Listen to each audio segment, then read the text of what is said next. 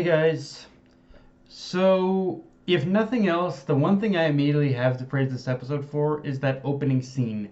Like, holy hell! I don't know if it's just that Bones had wanted to get had wanted to get the max the pretty much max the max visualization effect of Vita's speed, but the art and animation for just that opening bit alone was off the charts movie quality. But the more interesting thing to notice, though, is that despite going at essentially Mach level speed the entirety of the episode, Iida was still in a lot of ways restraining himself as throughout the entire battle. The one thing that was a constant is how much he was thinking is how much he was thinking about is is how much he was thinking in every single move, how he could either how he could capture his opponent, or how can I save people, because he's not trying to actually harm the villains. In fact, a good chunk of the time he's not even trying to fight the villains. In a lot of ways, what pretty much Iida was doing in this episode was he was trying to fulfill two simple goals he set for himself, which is pretty much which is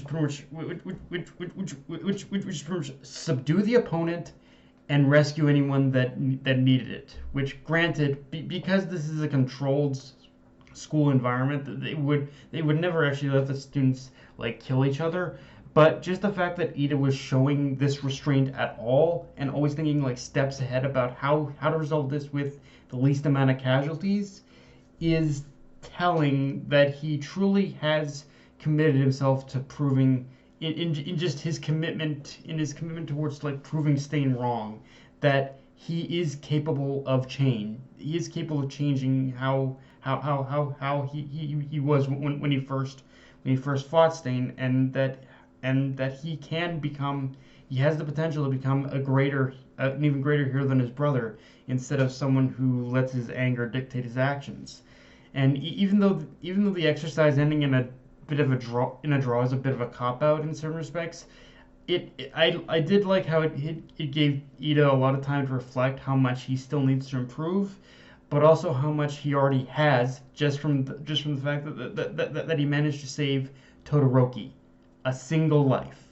Like, just by saving that one single life, it already shows Iida's growth in spades. Like, it's been a constant thing in this series that all you need to do is save one life.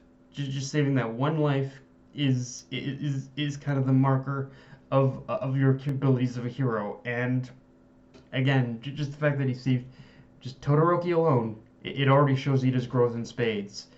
Um,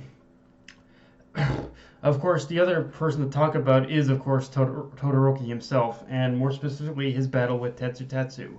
And obviously, one of the more obvious things he pretty much took away from this battle is the idea that even after the fight with Izuku and embracing his fire side, there has always been a part of himself that has been restraining his fire side because of that lingering doubt lingering doubt within himself, for whether or not embracing it would pretty much turn him more into Endeavor. Like, I think that's something that no matter what, no matter what, even after the fight with Izuku, that is something that always kind of been the center of his character. Like pretty much how much am I truly allowed in order to embrace my power without ever becoming like my father.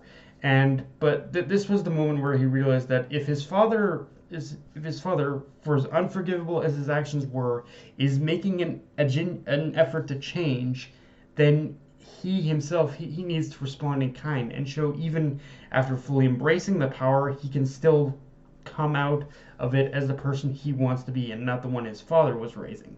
But even more than that, another thing I really like about this fight with Tetsu, though, is that it was definitely a lesson. It was definitely a lesson.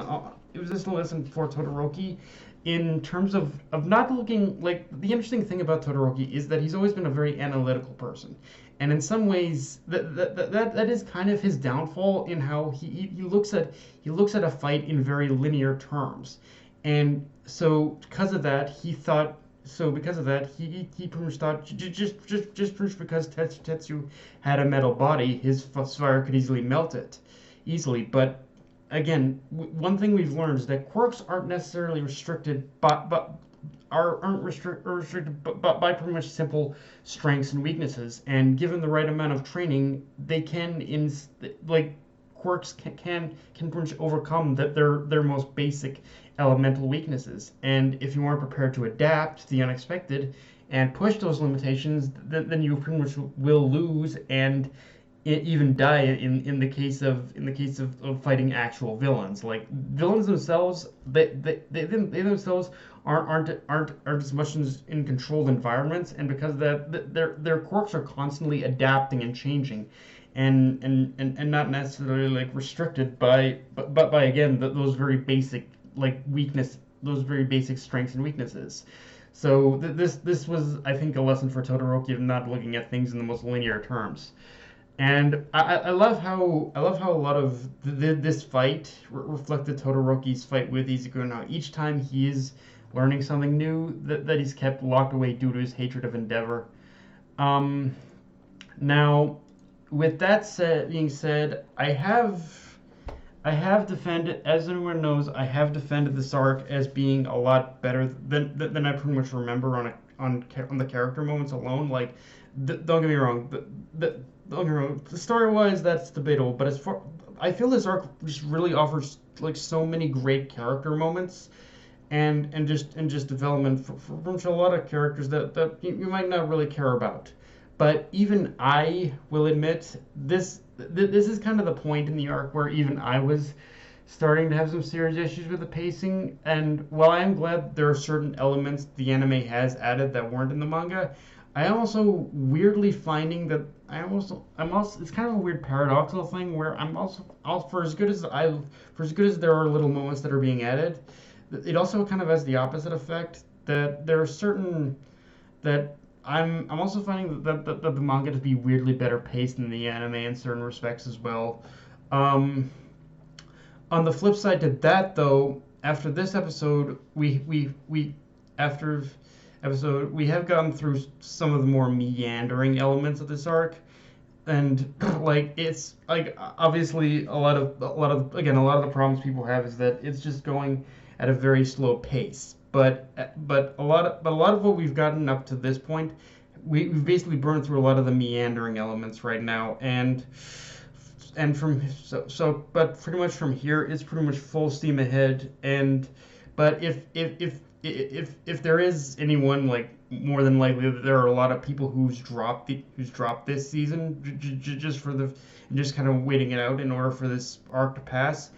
I can kind of understand why, even though I myself have found it a little more value in it nowadays than some others. But like I said, I can understand as to why people would kind of just wait this arc out.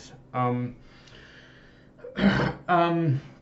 because but the thing is, but one thing I do have to reinforce though about this arc is that in some way, even if you wait it out in order for this arc to end, again, pretty much soak in as much of this arc as you can, because what I had said before about this being the last genuine time we see Class 1A together as a class, it still kind of stands, because onwards from this, the villains take center stage in a way where the phrase "school's out" definitely applies. Like everything, like pretty much everything beyond this point is where things change in a way where Class 1A isn't necessarily going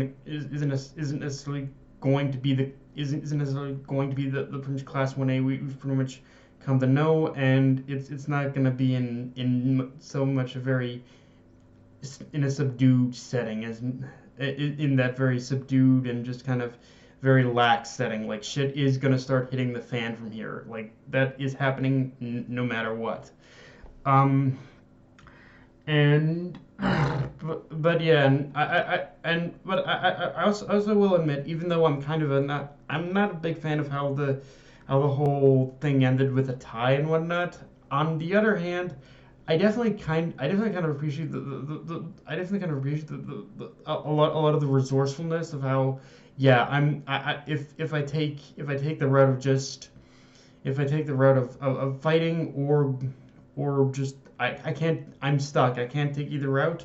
I have to just I have to just wait out the clock. I kind of appreciate that tactic in a lot of ways. Like it is a tactic that I feel in some ways is kind of the best case scenario in a lot of ways. But yeah, guys, that's all I got for this review. If you enjoyed the video, like, comment, subscribe. I'm on Twitter, Analyst, Crunchyroll, and be sure to hit the bell for notifications and just share this video around. Death Knight of Anime, signing off. Later, guys.